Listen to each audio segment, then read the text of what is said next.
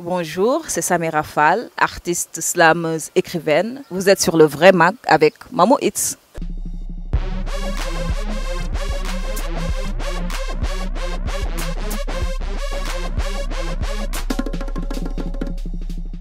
Si j'étais une femme qui a marqué l'humanité, je pense que je serais Mam Kumba Lamba. Bon, c'est à la fois le génie et qui protège Rufisque, une ville dont je suis originaire, du côté de ma mère, quoi. Et je pense que ce côté insaisissable est toujours le fait qu'il soit rattaché à la mer. Voilà, si c'était une femme qui a marqué l'humanité, je serais Mam Kumba Lamba, un génie. Tout d'abord, Étoffe de vie n'est pas mon documentaire, c'est le documentaire de Badara Fall, Plume Rebelle, et un documentaire qui retrace le parcours de différents artistes slameurs et slameuses. Et donc, j'ai fait partie de ce choix-là et on a retracé un peu mon parcours dans le milieu artistique slam. On a parlé des projets et de la vision que je pouvais avoir dans le slam. Donc c'est un peu cela. Et puis il a eu à présenter le film un peu partout et à participer à des compétitions avec ce documentaire-là.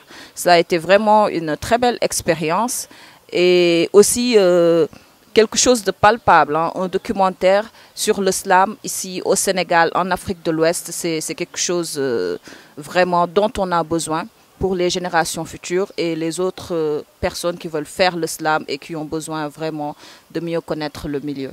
D'abord, mon livre Oxymorique est paru en octobre 2017 et m'a ouvert énormément de portes. Rappelons que c'est un recueil de poésie et qui retrace 10 années de ma vie. Donc, j'ai eu des retours très positifs et aussi très critiques. Tout d'abord, par rapport aux coquilles, je pense que c'est vraiment tout ce que redoute un écrivain. À la sortie du livre, il y a toujours des coquilles. Donc, voilà, d'abord, ça, c'est le premier retour. C'est à la fois bon, négatif, mais aussi ça permet de se rendre compte, quoi, d'avoir un peu de recul par rapport à ce que l'on a déjà produit. Il y a aussi eu énormément de retours positifs et puis d'opportunités hein, qui sont nées à partir de cela. Et je pense que ça a été pour moi vraiment peut-être le début d'un pas qui annonce de nouveaux pas qui vont être mis très bientôt. Le dernier livre que j'ai lu, c'est le livre d'Ibou Fall, Dieu le pire. Ibou Fall qui est aussi, disons, celui qui sort Le Petit Railleur, le journal satirique sénégalais, et qui s'est ainsi bradé ses livres, mon grand ami Ibou. Donc le dernier livre que j'ai lu et que je viens même de feuilleter ici, que j'ai trouvé dans le vrai Mac, c'est celui d'Ibou Fall, Dieu le pire. Bon, je porte vraiment un regard bienveillant et voilà, il y a énormément de, on va dire, d'initiatives qui voient le jour un peu partout dans Dakar, dans les autres régions aussi du Sénégal. De plus en plus de collectifs et de groupes se forment, d'échanges se font. Et puis, je suis très contente de voir qu'il y ait aussi une floraison de festivals hein, qui se font pas seulement à Dakar, mais dans les régions, que cela soit à Saint-Louis, à Foundiougne, voilà. Donc à Podor, donc il y a beaucoup d'événements qui arrivent petit à petit, beaucoup de collectifs qui voient le jour, de plus en plus de groupes. Et donc voilà, moi je trouve que la mayonnaise commence à prendre forme.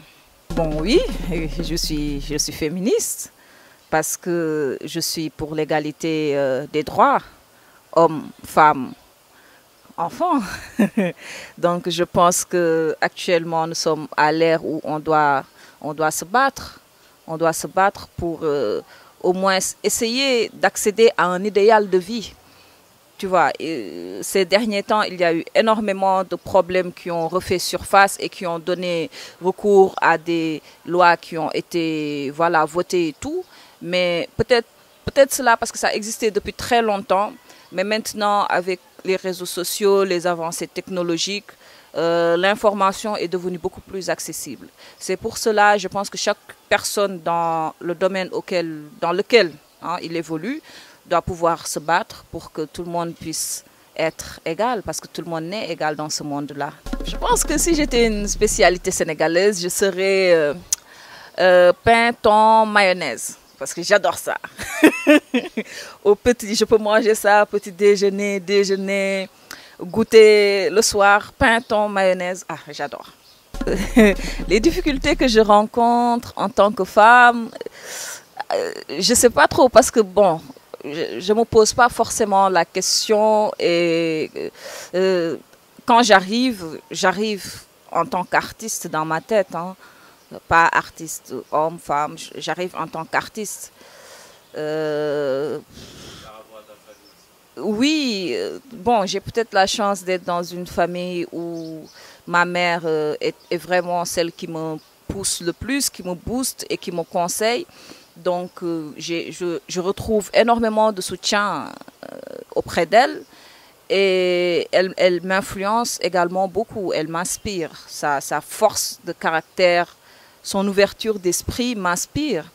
Et je pense que cela est un trésor actuellement. C'est une richesse inestimable pour une artiste d'avoir une mère qui te booste, qui t'inspire et qui est tout le temps là à te soutenir. Parce que chacun sait que la vie d'artiste est un peu compliquée des fois à gérer. Et je pense pour tous les artistes, hein, que ce soit des artistes hommes ou femmes, il y a tout le temps des stéréotypes qui sont collés, tu vois, aux artistes, des clichés, hein, entre parenthèses aussi. Mais après, bon, moi, je le vis assez bien. Je pense que les projets, hein, ils sont divers. Donc, il y a beaucoup de projets qu'on avait entamés depuis 2017 et qu'on avait mis en stand-by entre parenthèses. Là, il y a beaucoup de projets de collaboration qui sont actuellement lancés, en cours. Des projets de résidence, des projets aussi de produits qui doivent sortir prochainement. Donc, on est un peu là à essayer un peu de concrétiser l'autre partie vraiment de ma vision qui est de l'écrire et de bien le dire. Donc, à la base, Oxymorique, ça devait être un coffret, un livre plus un album, voilà, un audio. Donc, il y a eu la première partie, le livre qui est sorti, il y a eu la communication qui a été faite avec le livre. Bon, ça a un peu tourné et tout. Maintenant, la deuxième partie, c'est vraiment de pouvoir sortir un album, un produit audio et de pouvoir matérialiser ce slam-là, puisque le premier volet, le livre, c'était de la poésie. Donc voilà, l'album Slam est vraiment l'un des projets qui me tient le plus à cœur actuellement et qui est en cours de route.